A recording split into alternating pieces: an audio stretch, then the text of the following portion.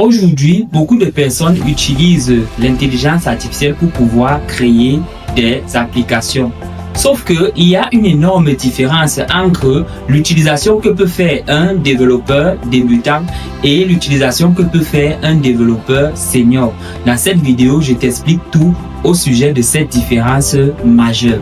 Généralement, lorsque un junior veut créer une application ou une fonctionnalité avec l'intelligence artificielle, celui-ci donne sommairement son prompt à l'IA et s'attend à ce que l'IA lui propose la solution miracle.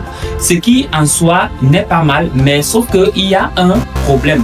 Pourquoi? Parce que le code qui va être généré par l'intelligence artificielle, c'est celui-ci, du moins c'est le développeur junior qui devra le maintenir et pouvoir le faire évoluer. Ce qui fait que s'il ne comprend pas réellement ce que l'IA lui a donné, ça peut lui poser d'énormes difficultés à l'avenir. A contrario, lorsque un expert, du moins un développeur senior, utilise l'intelligence artificielle pour coder, il l'utilise plutôt comme un assistant pour l'aider afin d'accélérer le travail qu'il a à faire. C'est pour ça que lorsque lui va faire des prompts, il fait des prompts qui sont efficaces, qui sont assez contextualisés afin que l'IA puisse lui donner la meilleure solution au problème qu'il comprend déjà.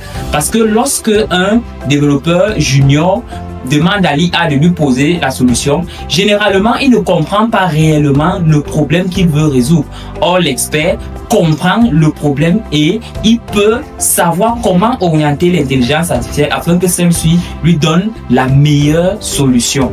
Alors, si tu veux faire step up ton niveau dans l'utilisation de l'intelligence artificielle, tu dois apprendre déjà d'abord les bases de la programmation afin que toi aussi tu sois capable de comprendre de façon théorique les concepts algorithmiques. Une fois ceci bien assimilé, tu vas pouvoir mieux piloter l'intelligence artificielle lorsque tu vas travailler avec celle-ci. Alors, que penses-tu de cette différence entre l'utilisation de l'intelligence artificielle pour un junior et un senior?